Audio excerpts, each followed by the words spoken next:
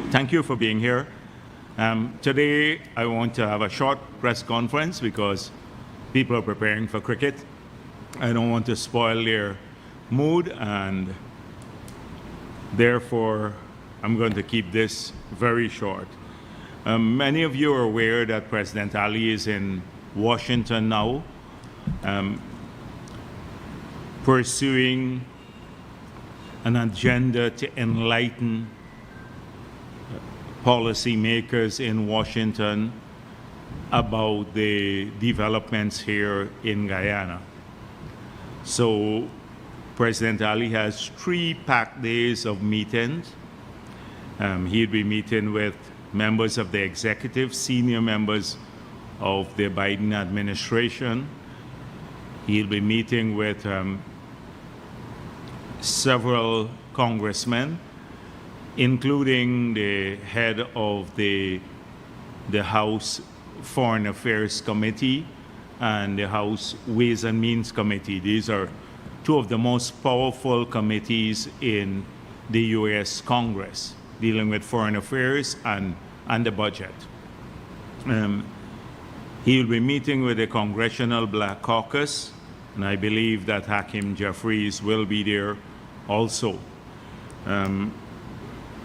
President Ali has engagements with the several think tanks and universities, and he'd also be meeting with the president of the Exim Bank. So as you can see, there are several issues there, both from executive, the legislature, and from other aspects of the government and NGO community that would be crucial to advancing on understanding of what's happening here in Guyana. Now, I've seen some attempts by Rickford Burke, predictably, and some of his henchmen to mischaracterize the engagement with the Congressional Black Caucus.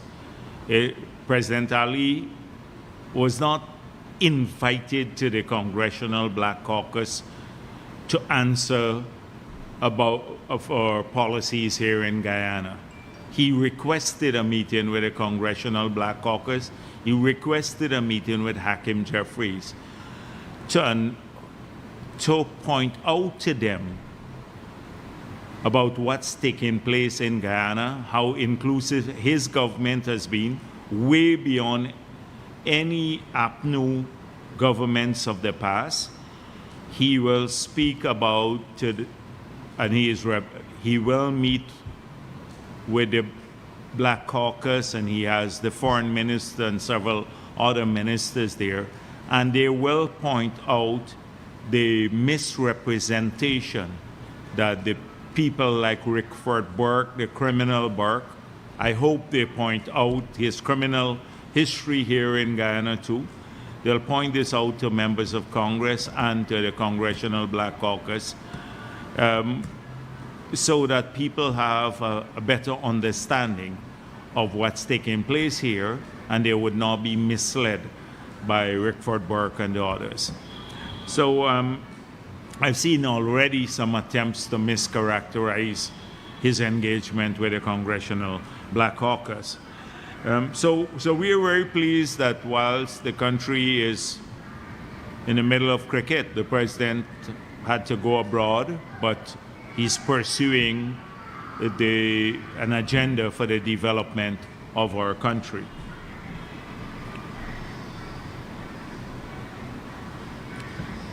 Secondly, in the past week or so, we have seen Mr. Norton holding a press engagement.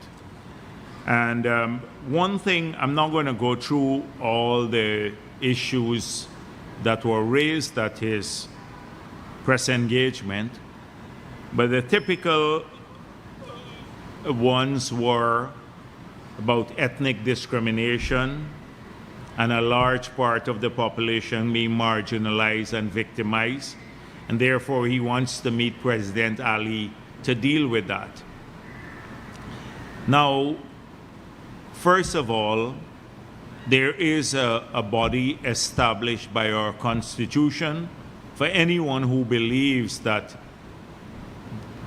he or she is marginalized or victimized by the executive or anyone associated with the executive, and that's the Ethnic Relations Commission. So instead of Mr. Norton trying to bring this to the attention of President Ali, because and I'm sure he'd never be able to do so in a manner that is credible, he should take all of these cases that he has of discrimination to the ERC. But he will never do that because they will be disproved easily. We've seen that. That narrative, every time it surfaces, how ridiculous it sounds. So, and he is not the only one carrying the narrative. I saw Nigel Hughes yesterday posting about Region 5 allocations, about how many roads are done and how many are in African communities and how many in Indian communities. So of 8 roads, he pointed out the one is in the Indian community, 1 community, 23 roads are being done, and maybe 7 in the Afro communities. There are more than 1 Indo-Guyanese communities in Region 5. So maybe they would complain that Bush Slot is getting too many roads and they're not getting any at all, because at least some villages are getting some roads here that are Afro-Guyanese and mixed villages. The issue is that we don't do the ethnic count when we decide on capital works. We have made it clear we're fixing all the roads, community roads, in the entire country, particularly along the coast. It's just a matter of time when we get to every community. So I was in Enterprise, a large number of roads were done in Enterprise. I went to Fowles, a large number of roads there. Melanie visited, 13 roads were done in Melanie. In 1 Afro-Guyanese community. We're doing roads in Indo-Guyanese communities, large numbers, and in Afro-Guyanese communities. When the ministers visit, the president visit, or even without anyone visiting, we're doing these roads because the idea is that we fix every single road that needs fixing, and we're at it. We have done over 2,500 roads since we got into office. And another 800 are scheduled to go out to tender now on the East Coast in Berbice. In New Amsterdam alone, of the 300 roads that we're doing in Berbice, 26 are going to be done in New Amsterdam. And just earlier this year, we did 24 at a total cost of about $1.7 billion. So that's 50 roads in New Amsterdam itself would be done this year. We're spending $1.6 billion in Linden, in that corridor. So you just imagine how many roads would be done there. Probably another 40 roads in Linden. So if you go to Linden and say, let me see Region 10 budget, how many are being done in Indian communities, your conclusion would be no, none. Because it's mainly in Linden. So this is what they do often, and his argument about ethnic discrimination is hollow. It can be disproved easily. In the hinterland regions, we're doing $6.5 billion of roads this year. So just coming back, that was an aside. Now, all of this was to justify that he has to engage in some talks with the president to correct this. There's nothing that needs correcting here because we are working for all of Guyana. But the irony of this is that it seems as though if you're PPP or Indo-Guyanese or Amerindian or any other or mixed people, then you don't have a right to have contracts or roads or anything else. It is a racist policy of APNO, racist. Whilst they accuse everyone else of racism, they're the worst part in terms of the practice, in theory and practice of racism. So he wants to talk about this. We have no interest in talking about lies where there's no factual basis for your assertions. If you believe strongly in discrimination and victimization, take it to the ERC. That's the appropriate body. Secondly, we had some discussions. I said that one of the bases of engagement for the future, maybe talking about greater work at the level of the executive, is not just an acknowledgement of rigged elections, because that was the minor part, but a repudiation of that sort of behavior. That you have to understand that you cannot have any engagement with the People's Progressive Party unless you repudiate the behavior of stealing elections. Now, I saw the press conference, and Chabral was pressing Norton to say that he recognized that elections were rigged in the past. And this is documented, it's factual, it's in black and white. And Norton said he doesn't know about any rigged elections in the period between 1965 and 1968 and 1985. He didn't know about any rigged elections.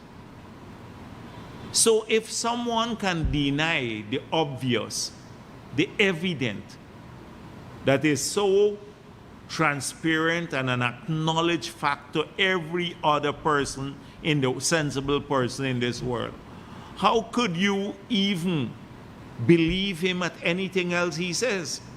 What about all of these promises that he's making? He wants to give $1 billion to everybody in Guyana or something else like that.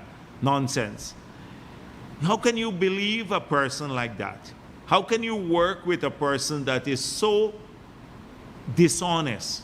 Because I'm sure he knows that is part of it, and I'm sure that he was part of the plot to rig elections. Norton has been part of the plot to rig elections in the park, admittedly on the ground floor. He didn't get up to the upper echelons because he was a fringe element in the leadership of the PNC. So that should just give you an idea of what we're dealing with, the creatures that we're dealing with. This is essentially undemocratic party, and that will stare you in the face and say we love the children of this country, and then take away their money, or we love pensioners and then we'll just take away their free water. So that's what we're dealing. And notice how the language is evolving from people like Mosley who support this cabal. So on September 8, he said, the United States ambassador expressed the willingness to broker talks between the two leaders.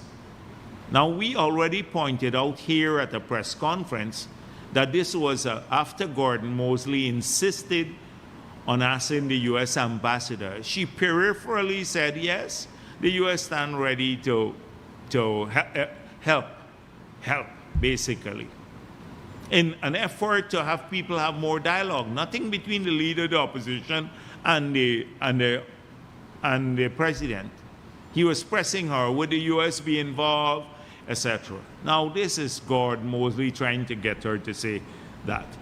That has evolved into the U.S. ambassador expressed willingness to broker talks between the two leaders. September 9th now, that has evolved into the U.S. is open to mediate talks now. So not just broker the talks, which is basically get the parties to talk, but to mediate talks. Now, in Gordon Mosley news source, this is how, I pointed out at the last time, how they operate. They take the word inclusion that is in our manifesto, but gets repeated by the US government in a USAID report, and then elevates it into power sharing. Now, a peripheral comment by the US ambassador about engaging, helping out to have people talk more, gets elevated into brokering talks and now mediating talks between the party dialogue. This is what we have to be cautious about. We're watching it carefully.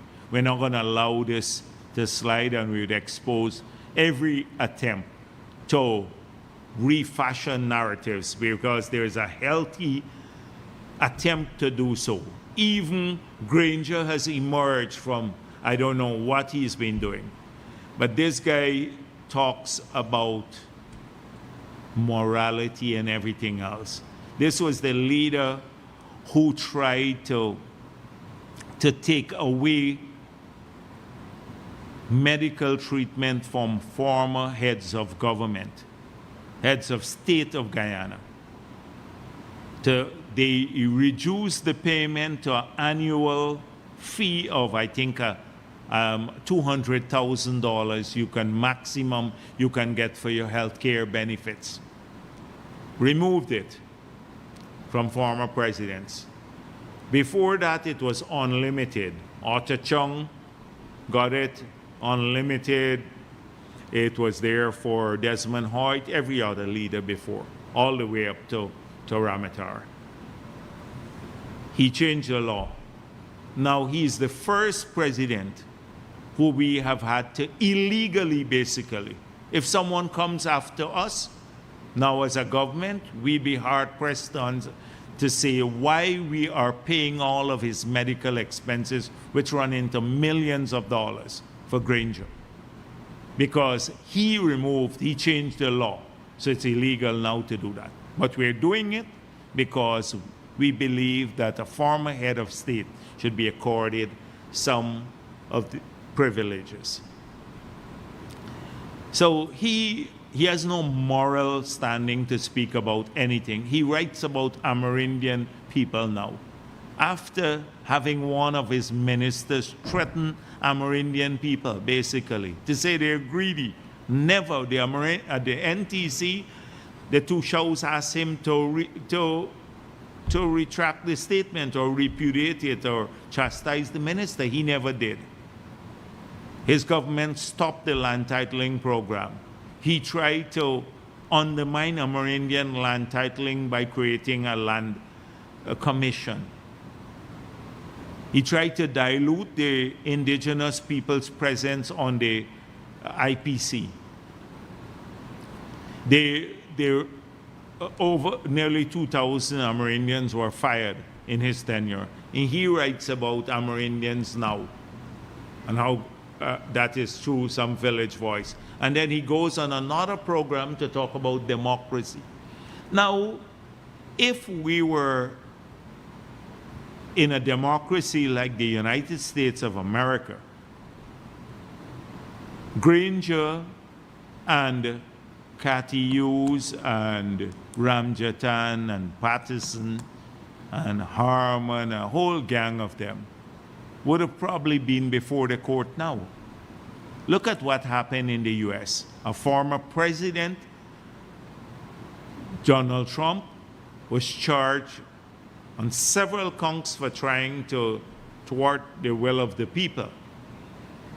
Now, he didn't actively go out every day and do so. They just said that he was behind the scenes, basically involved with the insurrection. And he got charged, facing several charges in the US. And the other people who were associated with that so-called conspiracy were charged. Here in Guyana, we had Granger, who for 5 months hung on to power. Everybody said, I think there's a joke made, prepared himself to be sworn in illegally three times. Every day they were on the TV trying to block the recount, going to court to change the will of the people. All of them would have been before the courts if they were living in the United States of America. They should thank God that that we have a benign approach to this issue here. And so today we're not going to allow them to be the voice of democracy. Never allow them. They can never be the voice of freedom or democracy. They've always had an association with stealing elections, etc. So we will continue at this. As I said before today, I want to be short. I don't want to go on too long. Now, I saw another approach, this time from the Kaichor News, but closely linked with Village Voice. I think they have some level of coordination there. But this one has to do particularly with Ali tells BBC, using our resources as handouts is detrimental, not the route to Ghana will go. Now, I'm just going to jump. They're trying to portray this thing about conflict between myself and President Ali. So along the same vein, this is what they said. President Ali's stance on the use of Ghana oil revenue contradicts recent comments made by Vice President Bharrat Jagdeo. 2 weeks ago, Jagdeo indicated that oil money was benefiting indigenous communities and that the people of Ghana through cash handout initiatives. The Vice President made the assertion during a presentation on the LCDS during the recent NTC meeting. And it goes on during a question and answer segment which followed Jagdeo's presentation. A resident of Jawala Village, Region 7, raised a concern on behalf of one of his villagers who had asked how indigenous people are benefiting from the oil money. People say Guyanese are not benefiting more. So let me address a couple of categories. This is me, Vice President responded. He said that the oil money is being used for the 40,000 per child because we care cash grant, the 13,000 increase for pensioners who now receive 33,000 monthly, funds allocated to part-time government workers, and increased wages for public servants like teachers, policemen, soldiers, and others. And these are the cash handouts that I'm talking about.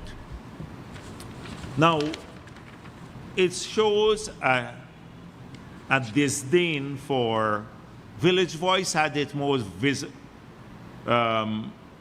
vividly that APNU condemns this increase by only $7,000 that we plan to give to the pensioners and another $10,000 to the children of the country, and that this is a paltry sum, etc. So first of all, let me address that. It's shameful for them to say this because what I was explaining to people, and I'll do so again here, is that the PPP promised to restore and increase the children's grant to $50,000 per annum, a grant that APNU had taken away. I said to the Two Shows meeting that we are at 40,000 now. The additional 10,000 will be given before 2025 because it's a promise within the 5 years. The Two Shows were cheering. They were not cheering because we promised only 10,000, but because we're fulfilling a promise of 50,000 per child. and that will cost the Treasury $10 billion a year.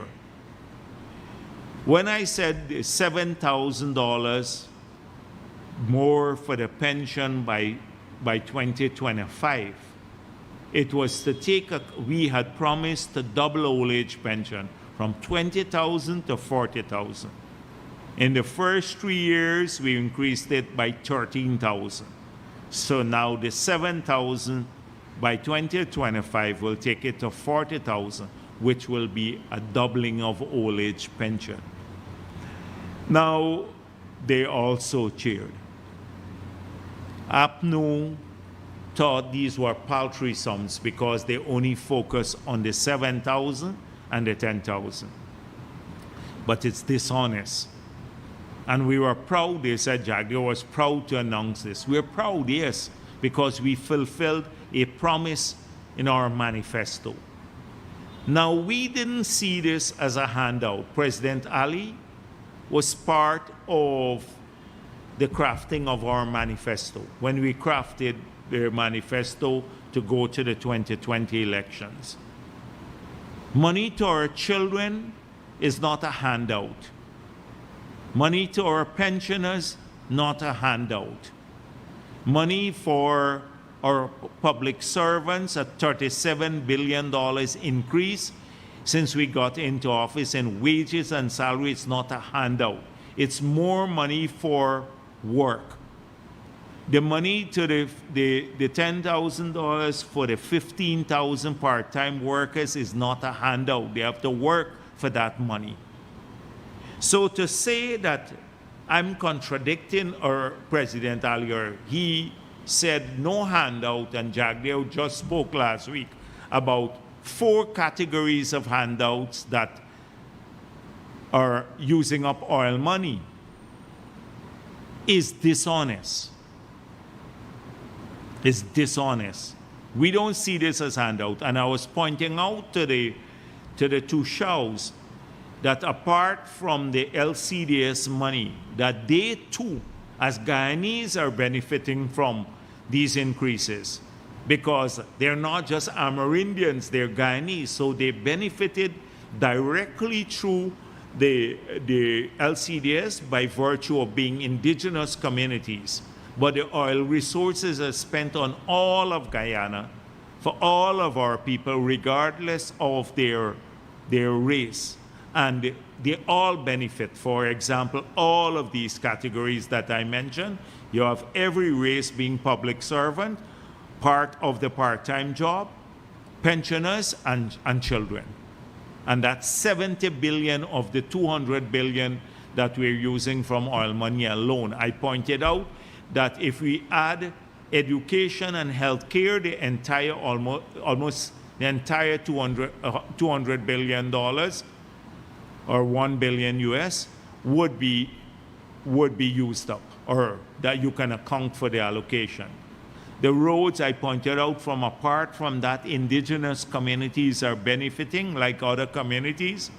We're spending $6.5 billion on roads in the hinterland. That doesn't go directly to the villages. We're spending over $100 million on new hospitals. So I was pointing out how oil resources are being spent across the country on infrastructure and to enhance welfare. But these are not handouts. This is not what President Ali had in mind. It's free money, basically.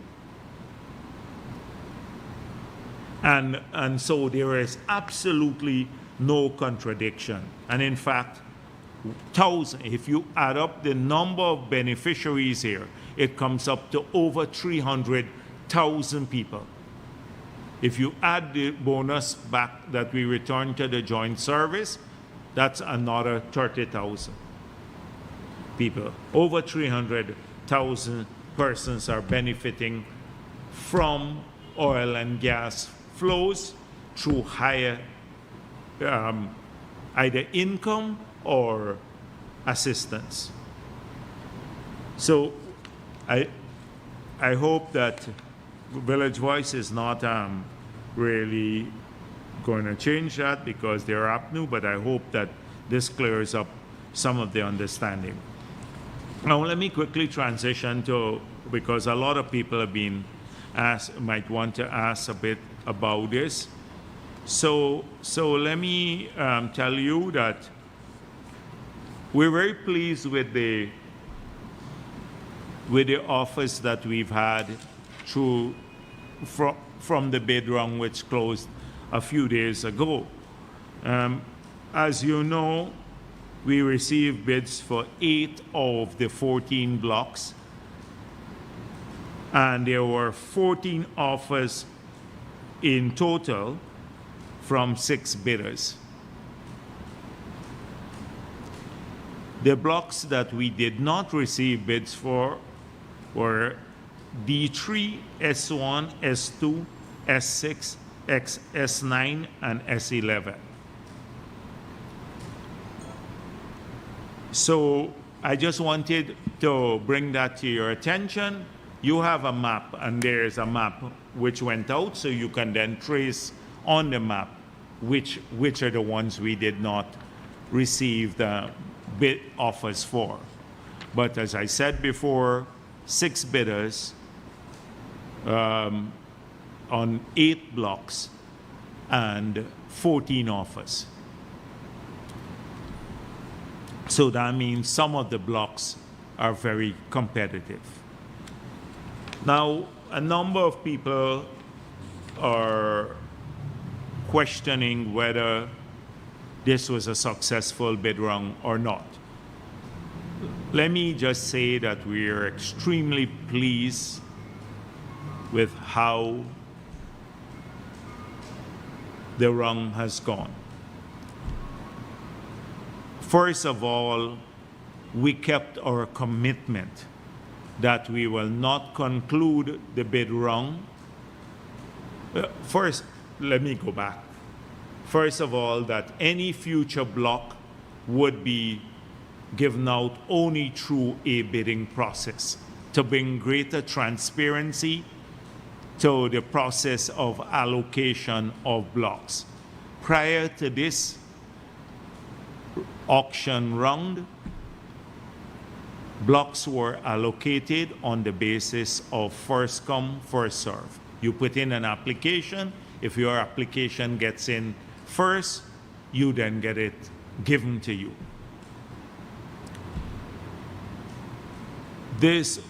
So we kept that commitment. This is a transparent process for allocating blocks. Secondly, we said we will not complete the bid round unless we have a new framework, a new PSA, and a new petroleum activities bill. And we kept those commitments. Thirdly, we got 8 of the 14 offers for 8 of the 14 blocks. Now, I want you to understand the context in which this bid round took place. Globally, we have a move now to net zero, and with all of its attendant consequences, the key of which is the decarbonization of many activities from the oil majors. In fact, the sell-off of their assets in exploration and production in many parts of the world. 2, the inability to raise financing for activities related to the fossil fuel industry. And then 3, which is not related to net zero, but the large number of countries now that are participating or have bid rounds out. So that's on the external side, we have these 3 factors. On the internal side, we have Now we have a new PSA. So the royalty rate has moved from 2 to 10%. They effectively we're ring fenced because the blocks are small. 3, we have a 10% corporate tax when there was none in the past. And 4, we have capped cost recovery at 65%.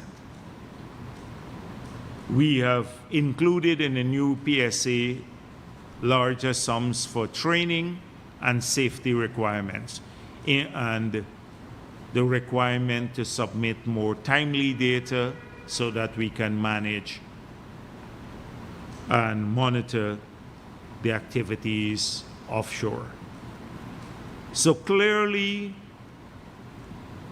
this is a new factor here now. And then before I talk, and then in the petroleum activities bill, we have now put in a signing bonus, a requirement to have a work plan and a budget for that work plan, and 3, that a penalty for failure to achieve the work plan. So just imagine this bid round taking place under the old conditions. I believe we would have had all 14 of the blocks immediately taken up because 1, there was no signing bonus. 2, you would have had the old fiscal arrangements, the 2% royalty, etc. And 3, there would have been no penalty for not implementing your work program. Now you have to pay at a minimum for the shallow block, if you get a block, $10 million. And if it's a deep water block, $20 million. If you submit a work plan for the 5 years, for the shallow block, or 10 years for the deep block, you have, if you say I'm spending $1 billion in these 10 years and you fail to spend the money, the penalty is $500 million US. Half of your budget for your work plan. So these are very stringent conditions now that you're coming in under. And in spite of that, we have had 8 of the 14 blocks subscribed to. So we now have to evaluate. We have to see we have to go through the details of the bid. We have not done so as yet to see if there are conditions there in the bid documents, but that is the context in which you're bidding or participating in an auction in the Guyana of today.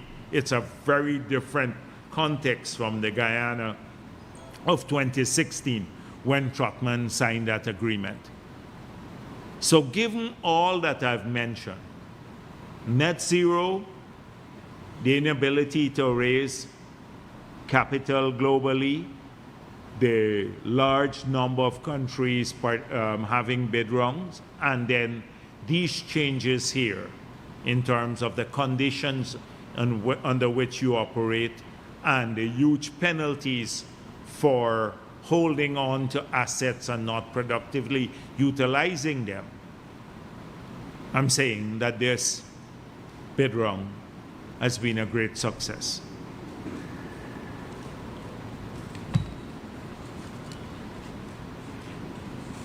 Mr. Norton indicated that he met with Exxon.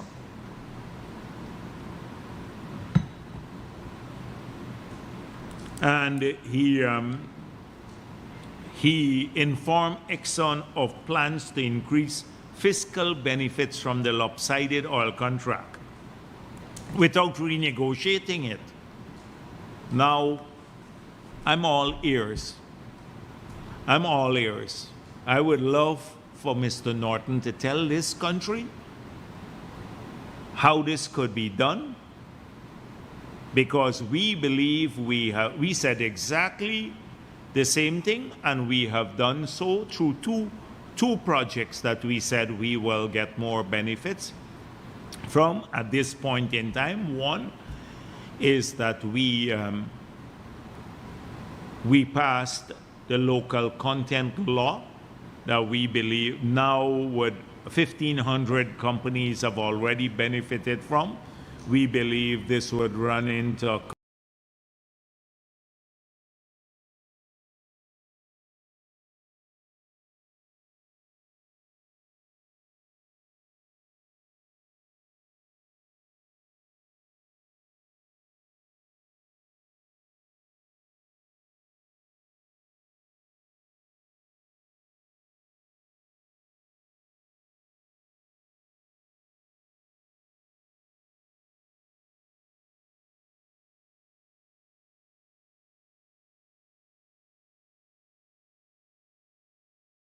couple thousand we pursued.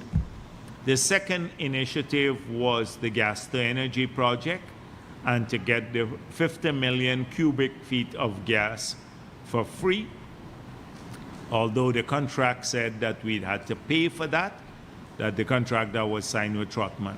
That's a second area. Thirdly, we have spoken with the company. They're working now jointly with the government on building a facility at Port Morant, significant investment for training of Guyanese. We have also worked, they're building the stadium in Berbice. We have, through every permit that we have given, enhanced the government or financial contributions from the company to the government to fund activities that would enhance safety, etc. So we have been working at this to get more out of this contract. But Mr. Norton believes he can get more from the same contract, and that is why I said, and he told Exxon about this, but he's keeping it secret to the country. For the country, I would like to find out what more. Because we would, in this case, we'd have a discussion tomorrow with Norton. I'll have a discussion with him to be enlightened as to how this could be done. I hope that the massive brain power that they have there could be utilized for the benefit of the country. But so I'd be interested in finding out a bit more about that. Thank you. Yes. Good afternoon.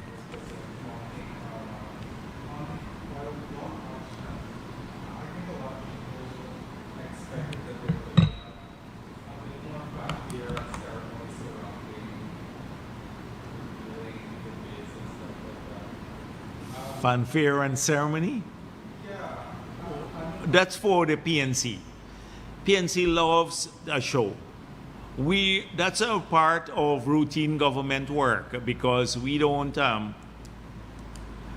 we're working on 50 policy fronts at the same time. Sometimes we need to talk about that. I don't want to be sidetracked today.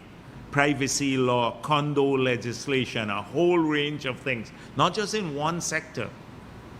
This is part of the routine of government. It's the people who don't have much else to offer that they need ceremonies surrounding this. But there's, go on, sorry. So you know that 8 blocks received interest. Could you tell us who did it for what? Because it's trying to get an understanding of which blocks are the competitive blocks. And well, I just told you the blocks that we did not receive bids for, so you know what are the competitive blocks.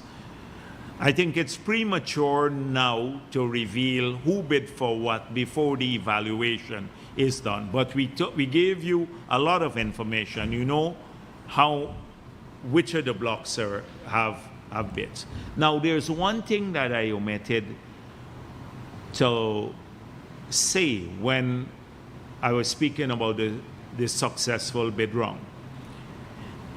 Is that like most countries have detailed seismic. They would often, the country will undertake the task of doing the seismic studies, and then armed with 3D seismic, they then go to the market. And therefore, the bidders have more information on which to make a decision whether to participate or not. In this case, we know that we did not want to undertake 3D seismic, or any seismic work for that matter. We said we will auction the blocks with the information that is currently there. And so, given that we did that and we didn't undertake sometimes the very costly initiative of gathering, a costly and time-consuming initiative of doing the seismic work. I think that's an added factor in terms of the success of the auction. Okay, so with the information that's currently available, would you say that the blocks that they received is the interest? I don't want to be categorical because I asked precisely the point.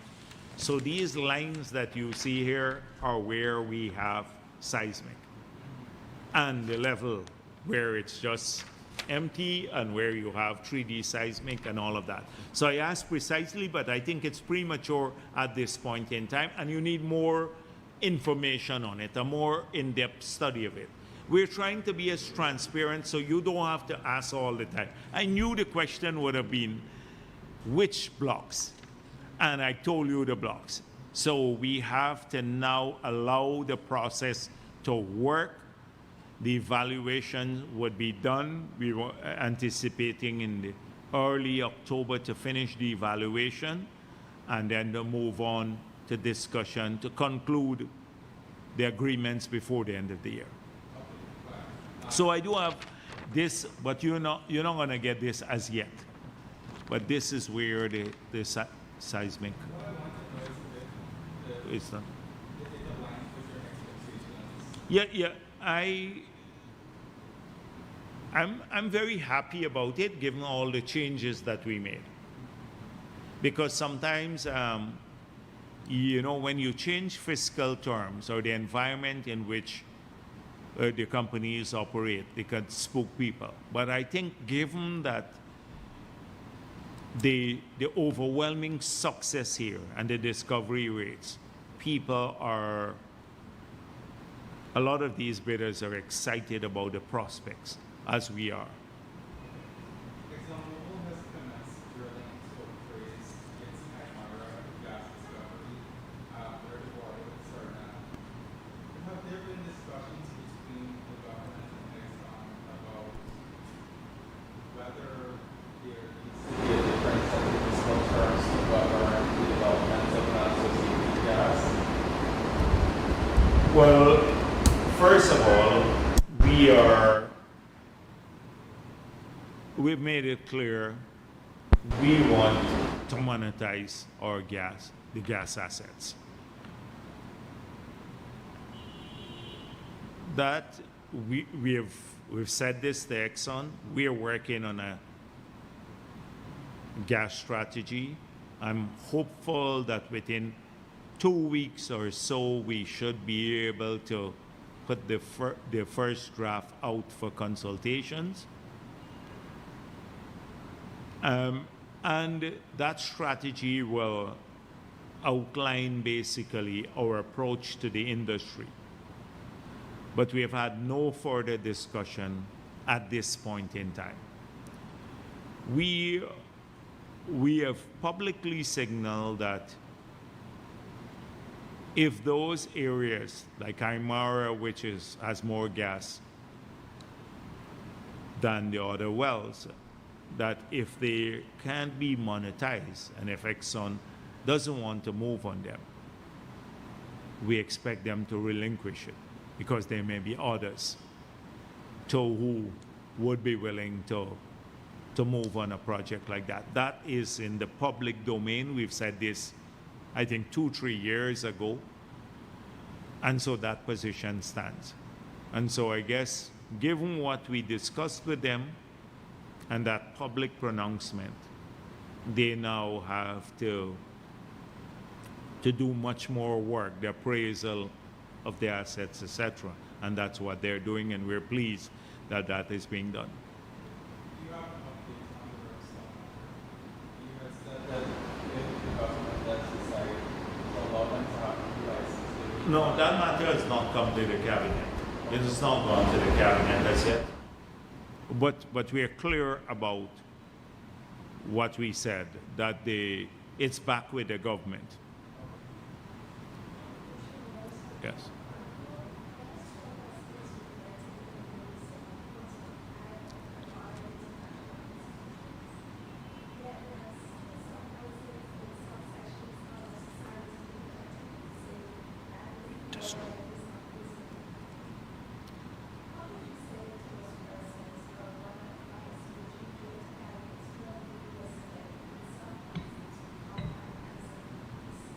Okay. So it's a political narrative that we have to fight against. And short memories, a political narrative, and then the replication of that narrative and in a manner that is almost constant, that every day we have to battle against. So I was just pointing out about the party that tried to steal the elections just 3 years ago and has no history of free and fair elections, today talks with great authority about democracy and how we are undemocratic and we're tyrants. The group who took away the children grant now goes to hand out some school bags to the school kids, and then up somewhere on the highway and says to the parents, we're not concerned about their kids, although we have now, every child gets $40,000 and we're increasing it to $50,000. Then they're saying that's a pittance, but they give, that doesn't mean anything, but they took away the 10,000. The group that took away the water from the free pensioner complains about, oh, pensioners are only getting now double what they were getting in 2020, and they will give more. So it is this sort of thing. You've seen the one on roads, to create a feeling of dissatisfaction in Afro-Guyanese communities. Oh, you're not benefiting enough. Look, they're putting all of this in the Indian community, like what Nigel Hughes is saying. So it's any dissatisfaction or people feeling a bit uneasy, I'm not benefiting, is coming from this sort of narrative. And then you have, on the other hand, Glenn Lyle saying you could get, if Jagdeo had ring-fenced the project, you can get $12 million a year. You know, 60,000 US a year, every person in Guyana will get. You can't get that. You don't work for that in the US, but you can get that for free. That would be like all of the investments of Exxon, every cent in revenue and more we'd need to get to fund that. And so this feeling of dissatisfaction, where it matters. So when Gordon Mosley pushes that line, says to the US ambassador, oh, you know, people are dissatisfied, they don't feel the benefit. Although they see the roads going, the children getting more help, we have kept water and electricity subsidized so that the cost of living, although prices for fuel went up, the cost of living would be abated. Although we did all of this, says, oh, people are not feeling it. The U.S. ambassador says, but it's not so, you know. There are lots of things happening. I see it every day. Here are some of the things. It's not only in infrastructure, it's education, it's health, 12 hospitals, etc. Similarly with the IMF that came down here, they did a fact-based assessment on our management of the economy, the evolution of the framework to manage the oil and gas sector, the world-class environmental strategy that we have, our careful approach to ensuring that we don't have the Dutch disease here, tackling questions like overheating of the economy, tackling questions about labor shortages. All of these things are mentioned in that report, and you would see that they say that the staff commended the authorities on the way this is being managed. These are all part of a big framework, and that's why we say you can't look at one sector. If you look at the management of the economy and the whole in every single sector, we have kept the country away from a lot of the negatives associated with a resource curse, which is the Dutch disease that so many countries have been afflicted with. And I think they see that strong management in every facet. And not just management, but they're like on their environment, etc. How and not just management, but they're like on their environment, etc. How we're tackling big issues like adaptation and climate change in Guyana, which most countries are not tackling. So we are pleased with the report, but that's just the statement from the staff. You would see much more details when it goes to the board, and that is the Article 4 consultation goes to the board later. But we had a healthy, long discussion, and we explained a lot of things to them.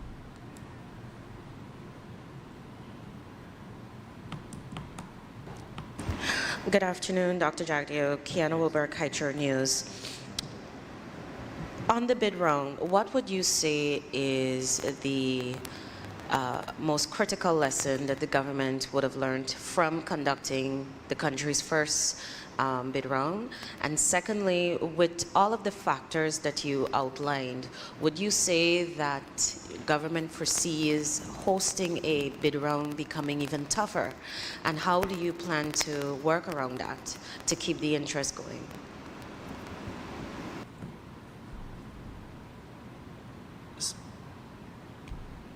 So what lessons were learned? First of all, I think that our country needs to understand that resources for investment in this particular sector don't come by easily. That you're competing with other countries that have great prospects, and they want the investment in their countries, and they're prepared to have those investments go to them by lowering their government stake. So they're using the fiscal regime to outcompete each other. I think somehow people believe, and you can't have this conversation because of a lot of the misrepresentation around the industry, that there are large numbers of people out there who was willing to come here, and we're sitting on a gold mine, and there's large amounts of money to be made without any risk involved. And where people risk their money, they expect a return because they can lose all of it. So we just saw Repsol lost $500 million that they claim they spent on the block that they just had to relinquish. So Whiptail is going to be $13 billion. That's twice as much as aggregate deposits in our banking system. That's twice as much as all the money that Guyanese have in our banks. That is the companies as well as individuals, all of us. For one investment, that will be, somebody has to raise that money globally. And therefore, if we don't have an investor to do this, we can't do it on our own. So that this has to be a partnership. That the partnership has to be that where the investors feel they're making a decent return on their capital. We already know that the 2016 agreement was lopsided, it was bad. We believe that the new agreement, some companies believe that the government is taking too much with the 10% royalty and the 10% corporate tax, the things I mentioned earlier, that we're taking too much. And maybe many of them decided not to come to Ghana because of the new fiscal terms. So they believe that. We believe that the government had to take more, get more, a greater take. That's why we changed the fiscal terms. But we still have to remain competitive. And we believe we struck that balance now in the new fiscal terms under the new PSA. And so I think this is, people need to understand the magnitude of the investments. If we have 10 projects here, we'll probably be up maybe about over $100 billion. $100 billion is probably 20, maybe 18 times the size of our aggregate deposits, all the money we owe in an industry. And although, and the reason why we are, as government, trying to accelerate the production by being cautious in terms and thorough in our licensing process by hiring external consultants, but not slowing them down on Julie Lee, that's the development, the new developments, this is the sixth one, is because we recognize that, and we recognize that there might come a time like what happened when the Biden administration just got into office, when they said they're not going to have anyone invest and they're not going to support any investment in fossil fuel industry. And you may get back to that early. So you have to lock in your investments and early, and you have to raise your capital early. Companies that come further down the road would have a harder time. I saw in Suriname, they have not even had, they just announced, but they have not even made an investment decision as yet. They still need approval, and I think that will go up to the end of next year or something like that for the development there. So I think we need a more, every day it gets circular, and because of what Mr. Lal does and a few others, we can't have that debate about what's good for the country. And these auctions, you know what this auction exposed and what a lesson for not just us, but the country? If this was so wonderful, why didn't everybody take all 14 blocks? Why didn't they just come and take the 14 blocks because they have a great chance at making money? Then they would all want to be part of it. We should have had 100 bids because this is a gold mine here. Why didn't they do it? Because it's a risky venture too. Now, in terms risky, and that is why I see a lot of debates about spill and stuff, even in the, and I'm digressing a bit, but I'll come back to your point. So I see questions being asked about the environmental impact assessment. What about the economic assessment for an economic evaluation for spill? And that's not a part of a standard EIA. They look at the risk factor and then have a mitigation plan as to how to minimize risk. But that's clearly a concern of ours about spills and all of that, and we have to build capacity, which is what we're doing. So if you build the capacity to address, say, a blowout by half the cap and stock here, if you do that, then you minimize the impact because you can plug the spill immediately. That sort of thing. If you build capacity, you minimize potential economic impact. But nevertheless, we believe that the assets, when they grow, so every time a new FPSO gets there, the assets of the company increase.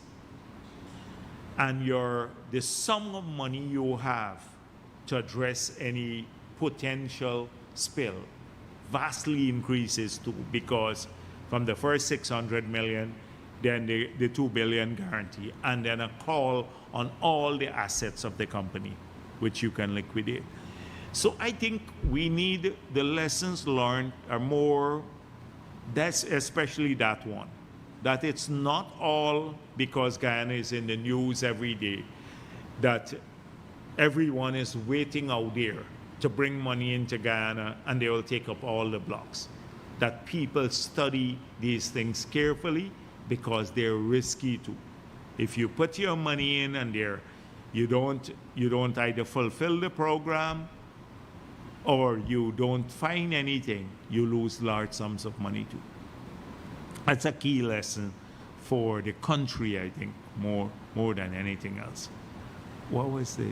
The other part was the external factors that you noted, net zero, as that move keeps going. How does the government envision staying competitive with future rounds? That is why I spoke to you, Ken, about this, about the depletion policy. When we talk about accelerating, it sounds crude, but I just explained. To get ahead of that curve, there is a curve that could, at some point in time, it's not being seen in the foreseeable future now because the growth in global demand for energy is outstripping the introduction of renewables. So it has to be satisfied from some other source. And if you're not satisfying the growth in demand for energy from renewables, then you have to satisfy it from fossil fuel. And the components of that demand are evident to everyone. First of all, you have 1 billion people in Africa and India who are energy starved. They don't have access to electricity and all of that sort of stuff. We can't leave them in that state forever because they'll be energy poor forever. They wouldn't be able to develop. Then you have people are getting wealthier globally, so their demand for more cars and for air conditioning and all of that. So there's a rapid growth for for energy.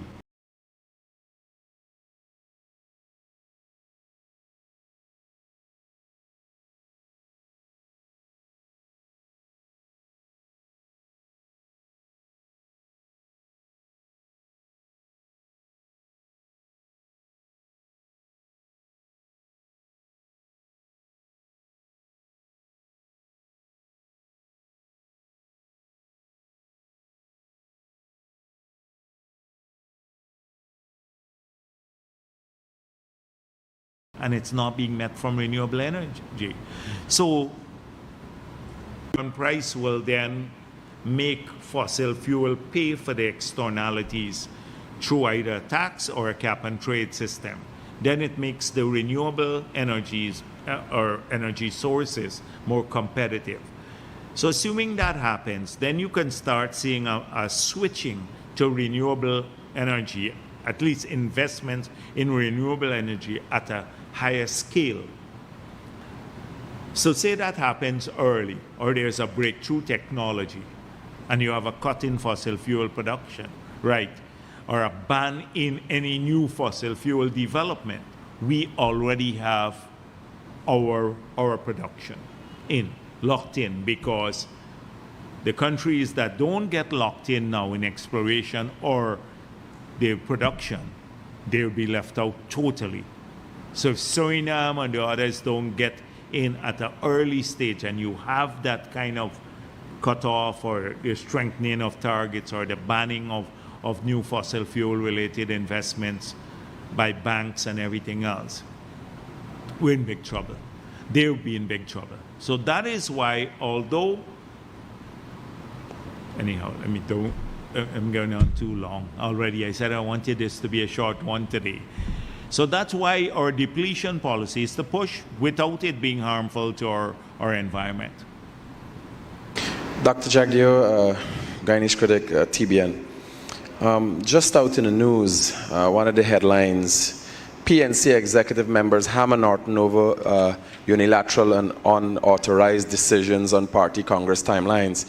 While this comes out in the news and everybody else sees the PNC for what they are, the PPP continue to lean backward and treat the PNC as they're some sort of a democratic party, while having a double standard and saying at the same time, you know, they've rigged elections and so on, but they continue to lean backward.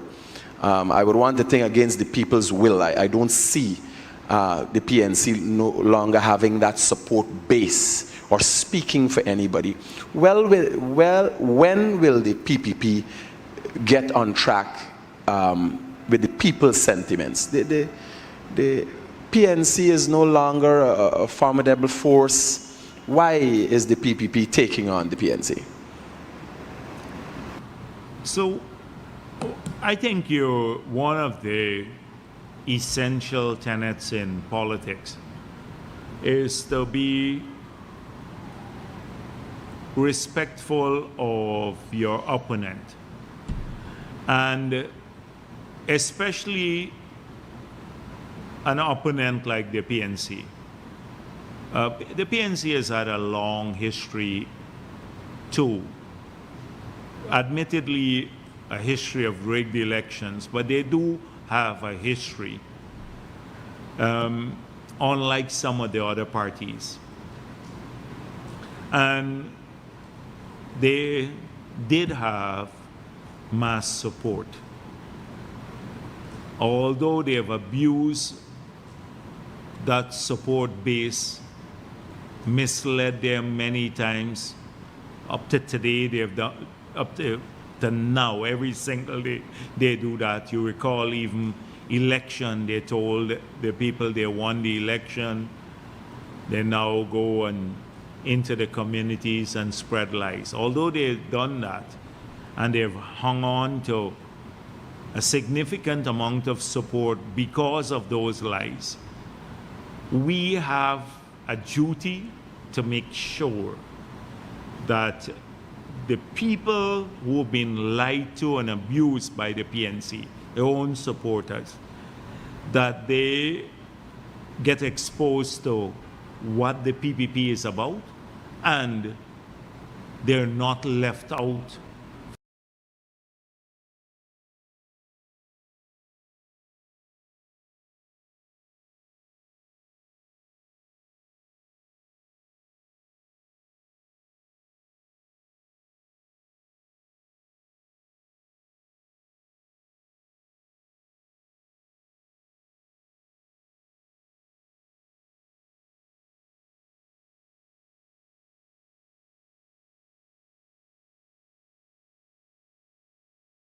from the progress in this country.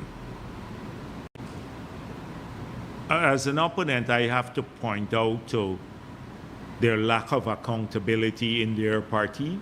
You've seen that where Norton is being questioned about lack of accountability, blank checks, etc. Now he's being questioned by other members of his party about unilateral decisions in relation to their constitution. People have criticized him about his style of management. We've seen him get rid of two female general secretaries of the party, and a third was shut out. We've seen all of these things, but they are a PNC problem. They don't have any plan to lead this country, and that is their essential problem. No track record on development, and you can go back to it. Rigged elections, economic misery, that was their track record, and then total internal confusion. We know they can't win the elections, but we're not going to be arrogant to think that it's a done deal. We work hard every day for people's support. So yes, we want people to support us in every community, including in Apnu Stronghold, but we work for that support. We go out there every day and we have a clear vision, and they're part of the vision too. Every group of people, Afro-Guyanese, Indo-Guyanese, Amerindian, mixed people, all part of our vision. So it's more of a tragedy than anything else. I'm not too bothered by them, but then again, you just can't blame Norton. You have a lot of people who undermine Norton in that party too.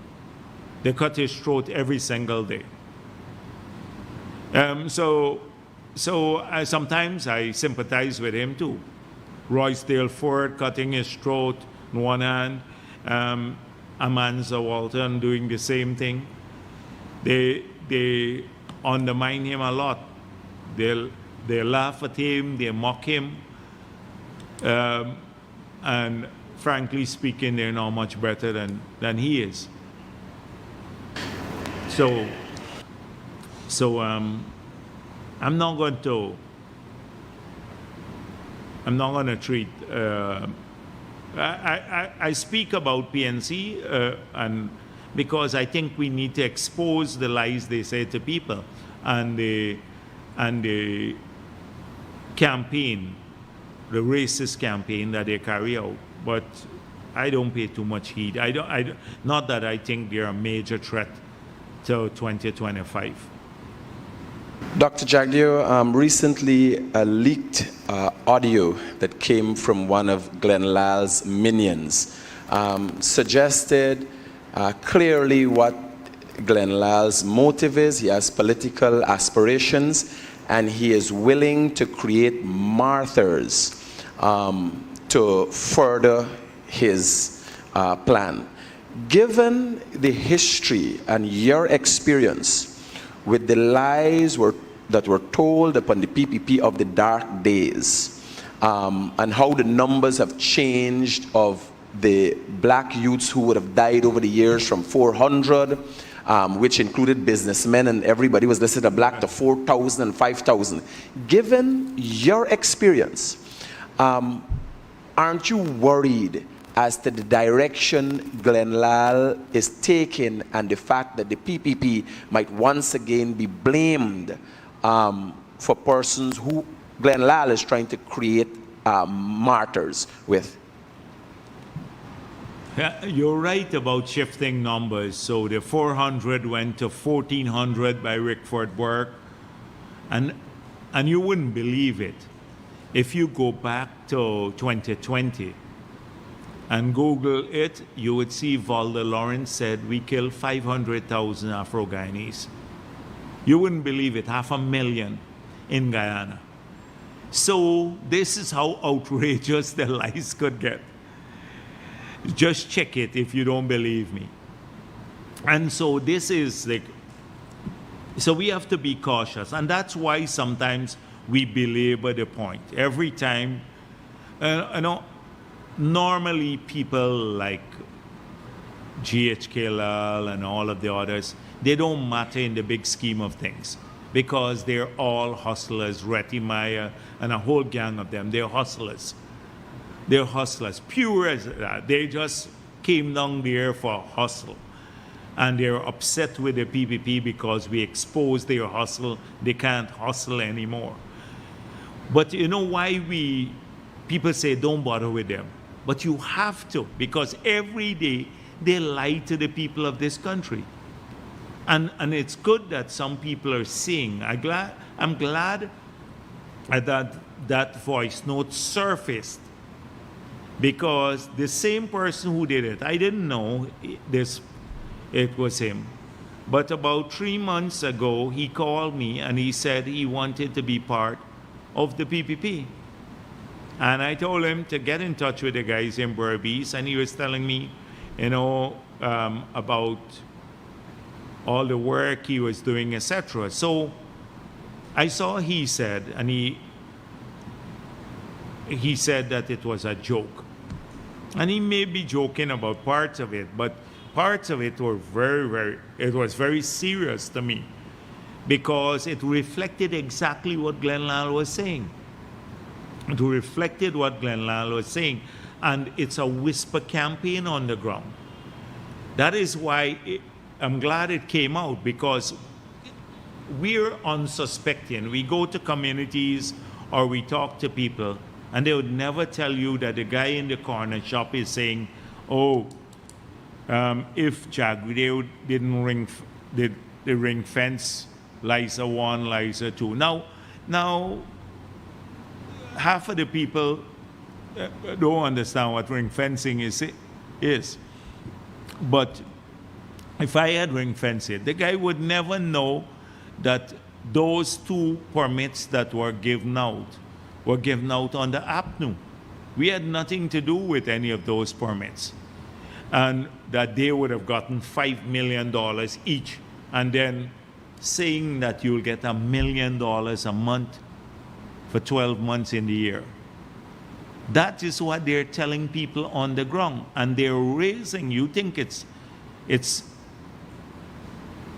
easy? They have a group abroad who are raising money from people, saying to them that when we get into office, because we are forming a political party, that we will give you contracts, etc. So a number of people been contacting me, and at the appropriate time, when they launch, I will then expose it. But been saying that they're giving a few individuals money, and they then pay these guys to protest and pay them to say this nonsense. So it's dishonest. A lot of dishonesty going on. And people say don't bother with it, but if you don't bother, it catches hold. And that's why we have to keep exposing it. But one thing, don't let it sidetrack us from what we're elected to do, which is to ensure more people get jobs, they have better health care, they have better education, there's greater security in the country. That's what we're elected for. Yeah, good afternoon, Dr. Jagdeo. Just have 2 quick questions. The first one is there have been numerous reports about people in the Iterenbang Region 7 area being harassed by Venezuelan gangs. Has the government reached out to its counterparts in Venezuela to address this situation? I saw the reports, but I'm not aware. I'm sure for the Foreign Ministry, looks at these issues carefully, but I'm not aware if they formally reached out to Venezuela. Okay. Second question is, we have seen that the investment climate has been a good one in Guyana. A lot of companies are flocking the shores and they've been telling their shareholders investment prospects are bright. For example, Hess recently said that broadening its prospects here, it could boost its profits to 8 billion. How does Guyana stand to benefit from this? Yeah, sure. As I said before, so when people talk to their shareholders, they can't go to the shareholders and say, give me more money to invest in Guyana, and then paint a dismal picture to their shareholders. But you're right, the prospects are great here, and not just in the oil and gas industry, but in every other sector. We're one of the fastest growing economy in the world. The non-oil economy grew by 9%, far outstripping a lot of the many countries. So if you look, you saw the mid-year report, and so I expect them to talk up their country to their shareholders, as anybody would do. I've seen the story about Hess and him in the Kaichor News talking about, I know you want it to be a bit benign, but I'm going to help you here, that it's that Guyana has given this big extension, and they have a 1-year extension, how the government has been very reasonable. And that's what you're criticizing, that we are too reasonable. Well, they were mentioning APNU too in 2020. They got the extension from APNU. That being very reasonable is somehow selling out national interests. And I can assure you, being reasonable here is taking account of all the factors that some of which I just mentioned earlier when I was explaining the dynamics of Guyana. And it is taking account of those factors as well as others, but not in a single inch do we give on what is good for Guyana. So the reason why we accepted Granger's extension on the Stabroek block, right, that he gave, is because we thought that although it was premature, he shouldn't have done it a few days before the change of government. That is, already he had lost the government. He did it after he had lost the government in, I think, 8 days before Irfaan Ali was sworn in as president. We didn't see any urgency to do it, but he did it. We examined it on its merit, and we believe that there was merit to the extension, although we believe he shouldn't have done it at that time. And that is why we accepted it. So it had nothing about selling out national interests. So the reasonableness there was that COVID did affect the activities of a number of companies, and it did affect, based on our findings, the pace of exploration. Yeah, sure. Dr. Jagdeo, just to bring you back to the IMF's report, its concluding statement, sorry. Yes. It recommended or suggested rather, it suggested that government should embark on periodic reviews of its expenditure now that it's backed by oil revenues. How does government intend to implement such a recommendation? What are your thoughts about that recommendation? And then secondly, I'm not sure if you've seen this report by Stabroek News, where they did a story on a letter by the Commissioner General, Godfrey Stacia, saying that he has no objection to the 214 million. However, you had said at a previous press conference that that sum had already come down to 11 million, and then it was subsequently revealed during my own findings that that was even broken down to 3 million. Could you clarify, provide some clarity on where that letter sort of came from, and is it something dated? So the first is this periodic review. So on the periodic review, we do this almost on a daily basis. We don't need like a set period, you know, with long intervals to review expenditure, because we are in a dynamic environment, and therefore we constantly do this. So before we seek a supplementary provision, we do a periodic review of expenditure to see where we are.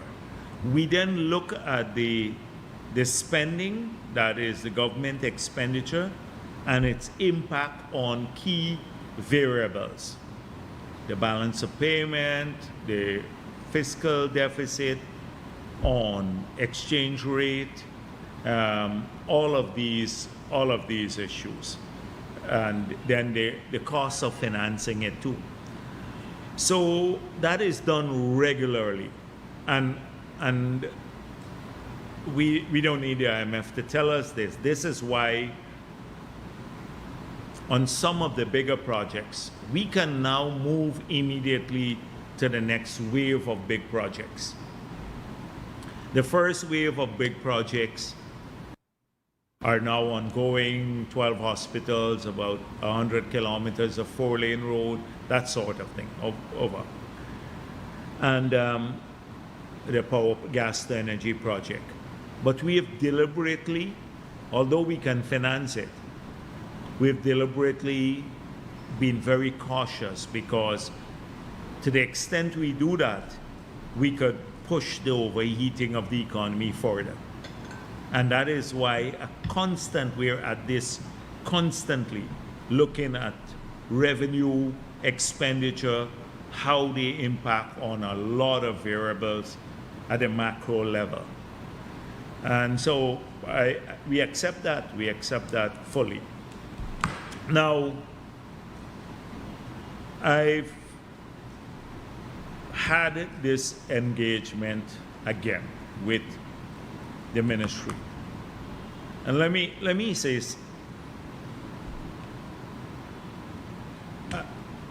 this matter should have been closed earlier. So I thought that GRA was dealing with this matter totally, because that is what we said. The GRA should deal with the issue of audit. They should have a final say at the technical level. I was reluctant to even speak about it, because I said it's being handled technically. So what happened? I discovered that the GRA wrote the ministry and said that they audit twice to say we were not part of this audit, so we can't comment too much on the 214 million. And then finally they wrote back saying that we, notwithstanding, given the passage of time, that this was in August of this year, let's close this at 214 million. The ministry directly engaged in a discussion with ExxonMobil on the 214 million after the GRA had said this was the end of the matter. So, as far as I'm concerned, notwithstanding what I said before, that was the ministry's position, I made it clear to them that I'm accepting the GRA's position. the GRA's position, because that was their position that this matter, because they engaged in a further discussion with Exxon after the GRA had recommended closing the audit. And that should not have happened. I'm told that there was no great discussion. Only Exxon sent in some proposals, but they shouldn't have even entertained that. So my position still stands. I will go with what the GRA has. I said to Stacia, you will deal with it directly, not the ministry any longer. Nothing. I want to make sure that the GRA deals with this matter. I'm very, very disappointed because that was a ministry position when all along we said that we must be guided by the technical people. So it's only now that this trail of letters from since January basically that went to the ministry that now emerging.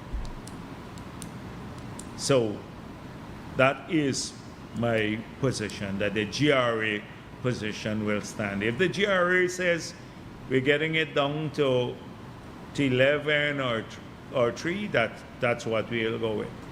If it is say 214, that's what we will stick with, and then we close the audit, and then everything thereafter goes to arbitration.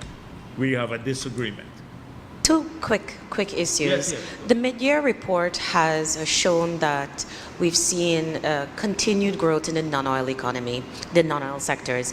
Do you think this is sort of a justification of the strategic programs and approaches that the government has been taking? I didn't get that first one. The mid-year report has shown that there is continued growth in the non-oil economy. Do you think that this performance is a justification or proves that the government is on the right track with the strategic investments you're making, and it also signals that you are already in the direction of having a diversified economy? That's one. And two, I know the government has already expressed its position that you're not interested in joining the OPEC club as yet, but do you think there's, one, any pros to being part of that club, and two, do you foresee Guyana challenging OPEC's dominance by 2027? Because we'll be over 1 million barrels by then. No, given it would be hard to challenge OPEC's dominance. Our position remains the same at this point in time. We don't believe that it's part of national interest to join OPEC at this point in time. That is our position. We don't believe it's in our national interest. I don't want to say, although I can go on and tell you why. Let me give you one example. OPEC often cuts the quota for its members to keep prices at a certain level. We're in the period when we want to grow our industry. We don't want any restriction on the growth, on the pace and the volume of growth in this country, the volume of oil produced. So that's a simple explanation, but that's not the only reason why. So just so that you can get an idea as to one of the reasons why. On the diversification, we're planning that. Some elements of it is because of a more diversified economy, and some of it is also linked to the oil and gas sector because of the building boom, etc. So, although it's non-oil, it's still linked in some ways to the oil and gas industry, but it's a spill-off benefits from the oil and gas industry into the non-oil and gas sector. So it reflects both a serious attempt at diversifying the economy and some spillover effort, spillover from the oil and gas into the non-oil and gas sector. We'll continue at this because we have a strategic focus. The major transformation in the new growth areas for national income in the future from sources other than the oil and gas industry will come a few years from now at scale. That is when, because right now we're putting in the infrastructure to stimulate that massive growth. So the highways, port development, the power plants, ICT, digitization of the economy, all of this would help in that future. Building access into the intermediate savannas so we can open up them for future growth, supply chain construction at the airport cold storage facility. We just licensed a few people there. This is how we're going to have that massive, the explosion in the future once you have the infrastructure. So quietly, when you see the roads and the power plant and all of that, that's also being built with a strategic view for the sectors, the non-oil sectors that will generate our jobs and income 10, 15 years from now. And so to answer you, yes, so we have already seen some attempt at diversification with the IMF report pointing that out, but the explosion will come in the future because of the heavy lifting we're doing now. Yes, sure. On the Marriott, I know the last thing you said there. Oh, no, not the Marriott again, man. Not the Marriott. We just want if it's Not Marriott finalized. again. We just want if the papers finalized as well. Another Marriott. That issue, I guess by now it might have gone to the cabinet. I'm not sure if it went to the cabinet, but it's being dealt with by NISL. Call NISL, yeah. Don't screw up the afternoon. Glenlal I know Glenlal might want to harass you if you don't get in a question when you go back. But just say to him that I told you to call R.K. Sharma from NISL and he'll give you an update so that he doesn't harass you when you go back to Kaichor News. All right. All right, thanks.